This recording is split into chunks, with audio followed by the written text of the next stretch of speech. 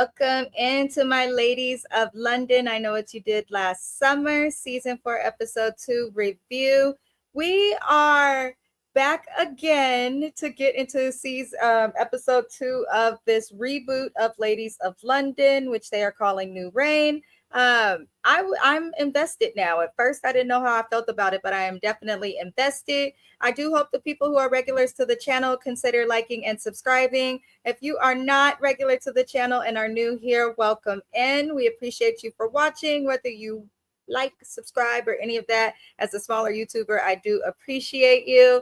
You guys, I'm also going to, as always, encourage you guys to see the links in the description of this video. The co-host I do lives with and have joint channels with, such as Watch Your Mouth Reviews and Watch Your Best Friends with James. The links to those channels are in the description, as well as a bunch of other links to some talented Black YouTubers. We're going to support everybody Black 365 days a year. That's what we do on this channel, but everyone is welcome. But let's get into the episode. We start this episode with them kind of making some little jokes. They're comparing the differences in Americans. It seems people from London, the British, they don't mind us Americans. And they actually are describing us as nicer. Thanks, I guess. We are a hot mess, but we'll take what we can get. But we see Micah, and she's explaining some of what it's like to be an American in London, and how when she first came to London, she did not understand or know anything about etiquette. She says that there were things that they did that she just never thought much of, such as understanding and utilizing different forks, where to put your napkin, just those legit rules of etiquette that most girls don't learn unless they do like a debutante, which is common in the Black and Southern communities. But other than that, I don't know much about etiquette myself. I mean, I would think I do, but I don't. So we get to learn about how Micah got into it. And in learning about that, we learned that she met her husband, and he was somebody who seemed like he just grew up with etiquette. But, in the US, things are different. Her husband is from Switzerland, and he works in what's known as private equity. So this does require him to travel quite a bit. And he travels every single week for work. We do see that it's difficult for her because they do have children. He travels so much, but he looks to be very involved even with the kids. Because I believe in one of these little scenes where she's describing her life with the husband, we're seeing that there was something for her kid that she forgot to set up that he did. So he is proof you can travel a lot, make lots of money for your family, and still also be very much so involved with your kids and with your wife and things like that. She seems to have a strong, healthy marriage from what we've seen thus far, especially for a traveling man. So I'm good for you, Micah. I'm not mad at it. And I'm starting to feel like maybe some of the people who act weird or throw shade at Micah, not everyone was so nice when they described her. I'm feeling like maybe they're a little bit jealous, because I'm looking and I'm like, she's got a good at-home life. She has success in a field that people wouldn't think you could make money in. And she's doing okay in London, it seems. But in terms of her etiquette business, what kind of gives her validity, she said that she trained under the Queen of England's household staff that also worked with Princess Diana. That definitely gives some validity into her career in etiquette. And I thought it was a cool backstory, and it was nice to get to know some of her life. I am curious what Micah will bring, though, on a Bravo reality show, because Ladies of London or not, they're definitely going to have to bring some element of drama. And Micah seems like the type that's not the most confrontational. And I do agree with Mark. She's almost too sweet. She really is almost too sweet. But we're going to move it forward to talk about Dara, however the hell you say her name. And she's talking to Lottie about the event that she is going to be having. And she talks to Lottie about this rumor that's come up about her. And Dara literally says to the camera that the Madam rumors are a bigger deal for Micah than they are for her. And I'm like, well, why are you singling out Micah in your confessional, making it seem like it's a bigger deal for Micah, who is the only person who's defending you instead of just spreading rumors, when Lottie is telling you she's concerned and other people were concerned as well? So why are you making it seem like, Micah is the only one that feels it's a big deal? Do y'all see what I see when it comes to Dara being wishy-washy when it comes to her loyalty to Micah. It's just up and down. I don't like people like that. If you're going to be my friend, be my friend. And then she says the reason it may be a bigger deal for Micah is because Micah's never been a public figure, but Dara has. And so she doesn't understand what comes with that. And I'm like, they wouldn't have put her on this show if she wasn't a figure of the public or in the right circles of some sort.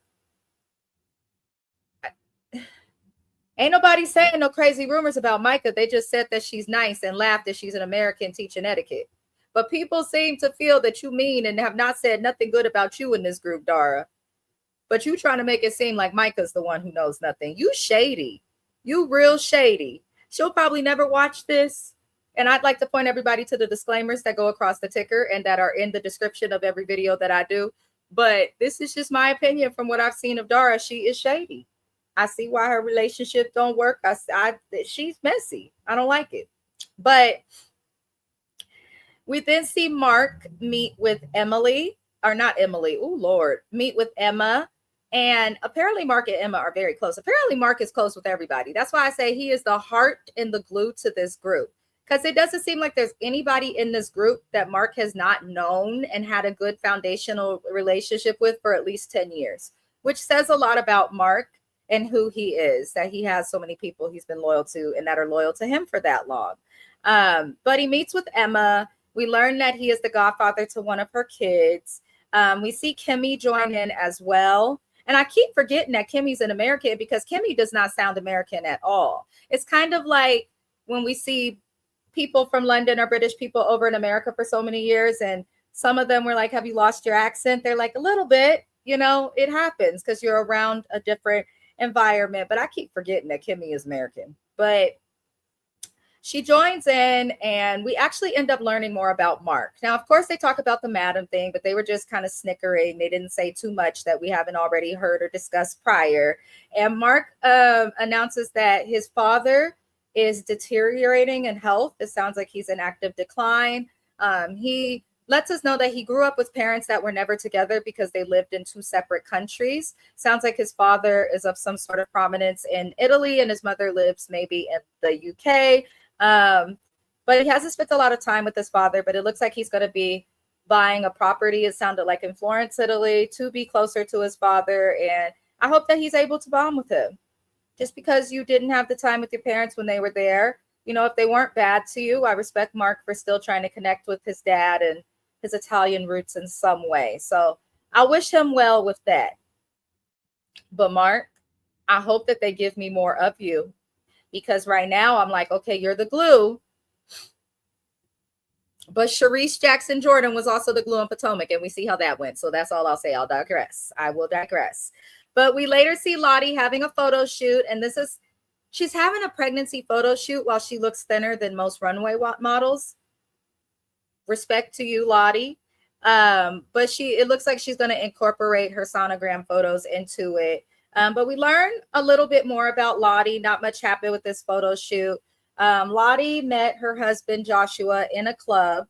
It sounds like in Soho, New York. They got engaged after 8 weeks of dating and knowing each other. They then got married within a year of being together. 3 years into the marriage, she is already pregnant. 3 years into the marriage is 3 years of them knowing each other. So I do absolutely wish her the best. I hope that it works out. She seems to be content. Her husband seems to be content. I mean, I can't find anything wrong with Lottie and Joshua. They work in the same field. They seem to get each other. They connect well. It was funny. She tried to compare him to Johnny Depp. He does look like a more malnourished version of Johnny Depp, but you know, I guess I see it a little bit. But they have an interesting love story. I hope it works out for them. I mean, some people do things fast and it works. Other people do things fast trying to force stuff to work. And some people move fast unintentionally. But I hope it works out for them.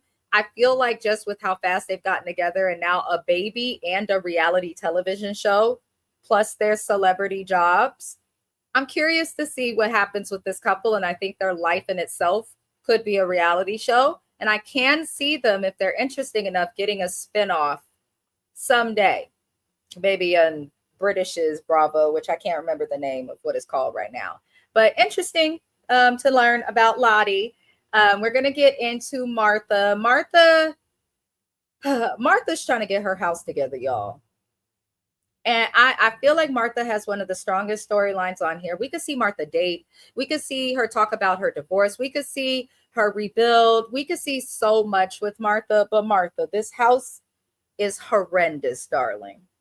It is absolutely horrendous. It's cute. It's eclectic. Eclectic and it has character. But the house is also just severely horrendous. Now, it looked like she got bird dookie lining the crown molding and things of her house because she let her bird just fly around all the time instead of putting the thing in the doggone cage. And if you want the bird with you, you could put the little thing around their little leg and attach them to you so they could fly up off your shoulder a little bit and still be, attached to you, not tearing up your house. If you don't get you a Swiffer duster with the spray or something and get to wiping it down, Martha, you could wipe it down, Martha. But she's trying to do something for her house. We learned that she had another property. She was married to a man who was considered a sir. Of course, he had British royal legal representation, and she could not find anybody to represent her. I'm assuming because she couldn't find anyone that wanted to go against a royal. And what ended up happening is she left her marriage with nothing because her ex hid all of the money in the accounts. And so the only thing she left the marriage with was the title to a house that she no longer lives in anymore because her mental safety was at risk because someone's schizophrenic. It was a whole thing that happened in her neighborhood. She let that home go, has moved into the one she's in now. And she is working with her friend on a strict budget of $2,500 to get her sitting room done in her house. She says she can only afford to do one room at a time. And I respect it and love that she was like, I cannot go over this small budget because that is realistic and relatable to most people. And I mean, most people who have degrees are middle class, making decent money, but may not be rich and are not considered poor. Martha is relatable. And I love it. I love it.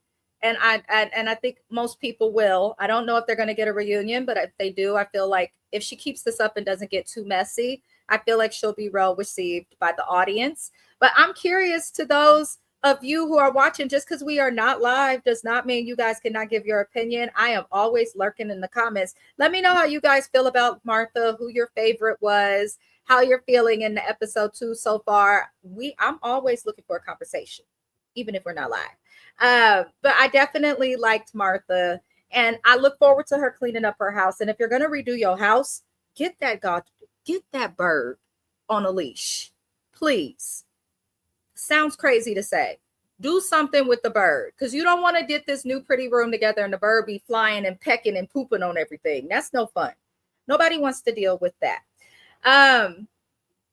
We have a little scene from Missy. I'm not gonna lie, y'all. I did not really care for this scene from Missy. I just didn't.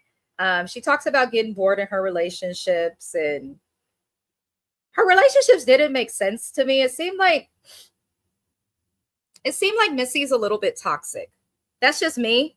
I don't know if y'all got that, but Missy just gave me a little bit toxic as it relates to dating, but she also seems really sweet and extremely genuine, but toxic in relationships. So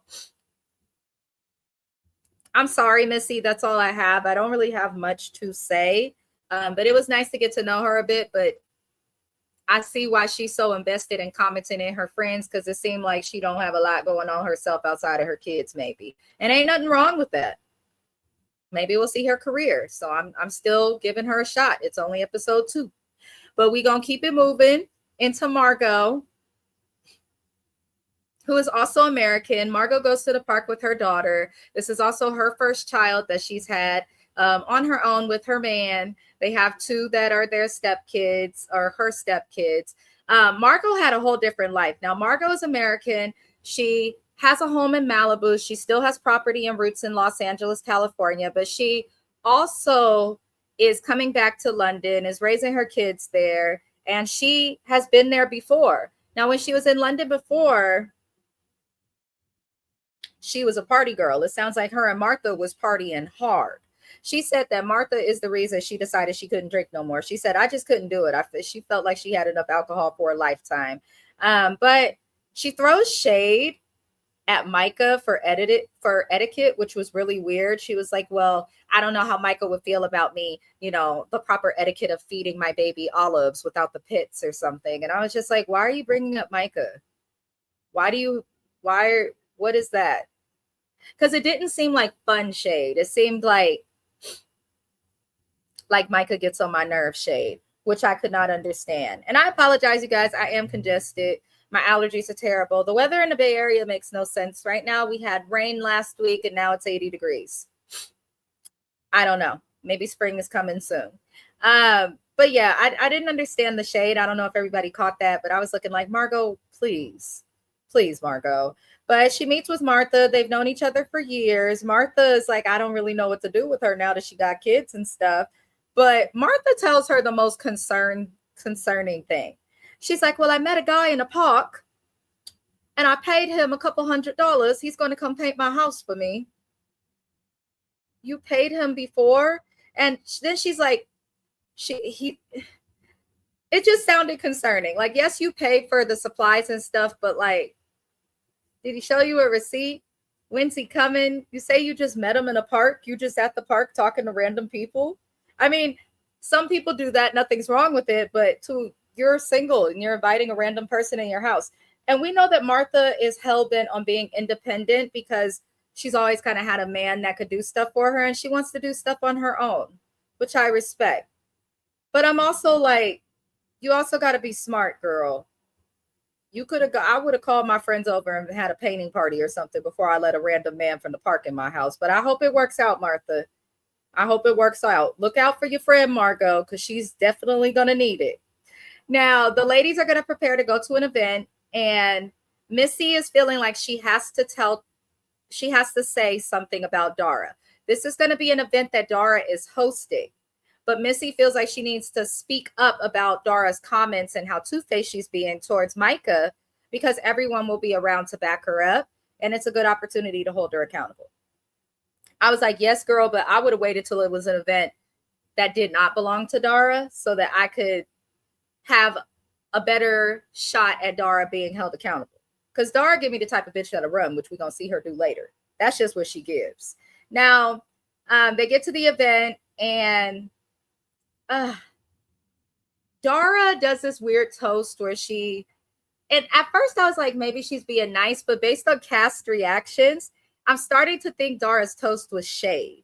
She gives a toast at her dinner, and she has friends from the Ladies of London friend group, and then she has her own personal friends as well.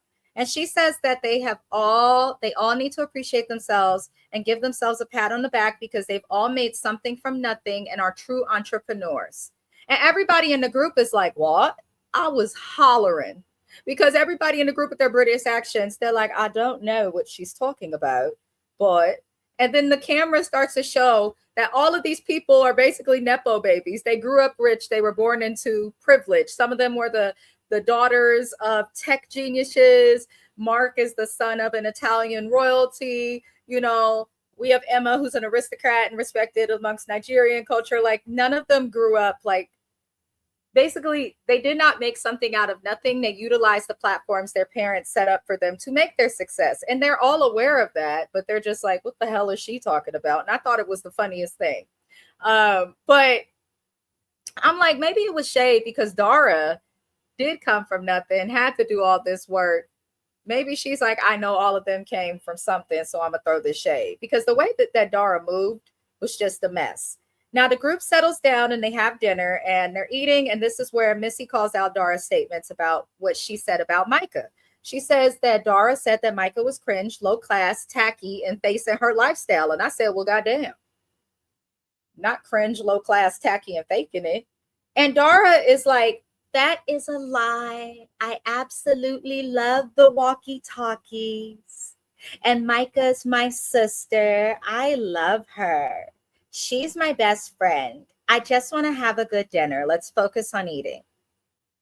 And I couldn't help but laugh because I said, oh, Dara, you just going to deny, even when you caught. And Missy got upset and stepped out for a second, like, Dara's making me look crazy. And the whole time, Micah is just sitting there quietly. And I'm like, who said it? I think it was Margot and Kimmy who said it. And Kimmy and Margot are American. She said, this is not something British people say. British people don't just go around calling each other tacky and cringe. These are definitely American terms. So it definitely is something that came from her. And the Swedish lady, she's not going to be using terms like that. She's not just making it up. Like Dara said these things, and Missy had to walk away. And I'm like, Missy, you exposing something that don't got nothing to do with you. You don't got to walk away mad. Why are you concerned about how it makes you look? That lets me know, are you just saying something so that you could look good, or like you're the one who will bring out the bullshit to the light? Because I feel like Missy is definitely more calculated than she seems, and she's not as supportive as she's trying to seem. Something about her, I don't know if I'll be proven right yet, because we only in episode 2, but something about Missy she does stuff, engages in mess, and then tries to act like the hero, or will try to hide her hand if it appears to be messy. But I was hollering because Dara ends up walking away for a minute. And it was the funniest thing, because while she walks away, Micah is trying to talk to Dara before Dara walked away. And Micah's like, well, would you like to talk about this? But maybe not in front of the group. And Dara's like, no, I just want to have a good dinner. And I'm like, oh, Lord. So then she gets up, walks away, and we see Dara go to the producers of the show. She broke the fourth wall, and she said, this is not for me. Yeah, this is not for me. And the producers are like, huh? She's like, I don't know if I can do this. This is definitely not for me. And they're like, but did you say those things? She's like, well, yeah, I did say those things, but this is not for me. So I'm like, so you admit to saying those things to the producers, but not to the women. And then your dumbass forgot that you were mic'd. You've been lying and treating this lady messy on camera. You just forget that you are mic'd up and on a damn reality show, Dara. And while she's arguing with producers in the back, Dara's friends get upset because they are discussing Dara and if they believe that she made these statements. And her friend steps in and kind of gets upset and goes back and forth with Missy, because Missy did come back, because the friends were like, you guys are talking about her and she's not here to defend herself. But I get it, girl. Ride for your friend. I'm not even mad at the friend. I would ride for my friend too. If that was James, I'm going to ride for him too. He not here. Be quiet. Shut up. Why are we talking about it? Like, stop. Let her defend herself. But I think the friend also interrupted it, because everybody at the table, if y'all pay attention, was confirming how messy Dara is. Apparently, she has a reputation for not being so nice. She had a messy breakup. She is a history of being wishy-washy and two-faced with people, which is crazy because she's an architect and got to work with people. But maybe she feels like she's smarter and has some sort of like almost similar to a doctor ego. Maybe she has something like that. Who knows, right? Who knows? But Dara finally walks in, and I hollered because Martha, for some reason, announced, but it was me who spread the rumor. I started cracking up because it was like, huh? You just say that out of nowhere. And she was just giggling about it. She's like, and I realize now I shouldn't have done it. Martha. Martha is funny as hell. I don't care what nobody says. She's funny and she has a storyline. And I'm okay with Martha. She's making me laugh so far. But Dara then says, cut. They get back into the conversation about what she said. And everybody says, they're like, okay, well, we haven't heard Micah's opinion. And Micah is just like, I mean, I am hurt, but I'm going to process it. And in the middle of Micah saying how she feels, this bitch Dara said, okay, cut. Like as if she's cutting the scene and the cameras are going to stop. But of course they kept rolling because, bitch, you signed a contract and they're going to keep recording you. Even when you think that you don't want to be recorded, they're going to stop. And you're not a producer. You're not a director. You don't have the little thing to close and say, cut, action scene, all of that. You can't do that, bitch. This reality TV. So the Bravo producers and all their messiness, and we thank you, Bravo. We thank you for it. As James will say, we are thanking the call center for a change. She says she doesn't want to participate. The cameras kept filming. She says she doesn't know if she wants to participate and that she wants to walk away from the TV show. And I said, oh, is the bitch gonna quit? I ain't seen nobody quit a reality television show on reality television in the middle of a reality television show scene. But apparently that is what she's about to do, and she does. So the next thing we see is a note on the screen, as they do when dramatic things happen on reality television, that says that Dara decided to leave the friend group and will no longer be a part of the show. And we get Micah saying that their friendship will never be the same. And in my opinion, she's a coward. I think Dara was trying to be messy against her own friend, and I think she thought that she would get away with it. But she didn't realize that she's on camera. I think she thought she was smarter than the camera. And that's just totally unrealistic and does not work. But it looked like she not returning to the show. I said, girl, what type of a coward are you? If you was messy and stood in it, Dara, you would have had some fans. Like somebody would have liked you. Look at Kenya Moore. Look at Kenya Moore. Look at Tiffany New York Pollard. If you're just naturally messy and stand in it, somebody will like you. But instead, you threw a rock, you hid your hand, and then you got exposed and ran like a little scary ass bitch. That's what you did. What they say in Menace to Society, you acting like a little bitch right now. That's what she did. That's just my opinion. She was a straight coward. It didn't make no sense. You know what you were getting into. And then what makes it worse, y'all, is Dara's an American herself. So she knows what comes with reality television. She just didn't want to look bad. So I don't know her reasons for leaving. I am curious, but if she couldn't handle it, I do think it was the best thing. Better you leave sooner than later. That's how I view it.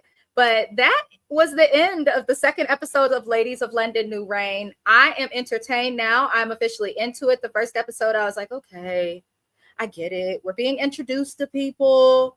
I get it. But now we like got introductions plus interactions, a little bit of mess. Like, I enjoyed it. So I will continue to recap this show. Y'all know I always give it a trial of 3 episodes, but they sold me in the second. So I'll continue to recap this show. Feel free to tap in the comments. Let's keep the conversation going. I appreciate everybody that watches. I appreciate everyone that likes the video. I appreciate the subscribers. Everyone matters. You all are greatly appreciated. Other than that, I will see you guys again tomorrow for the 3rd episode of Ladies of London.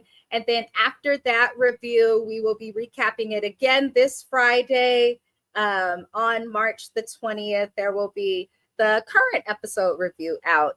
Other than that, I appreciate everybody. I hope you check out the episodes, check out our playlist as well. And I will see you guys on the next review. Adios.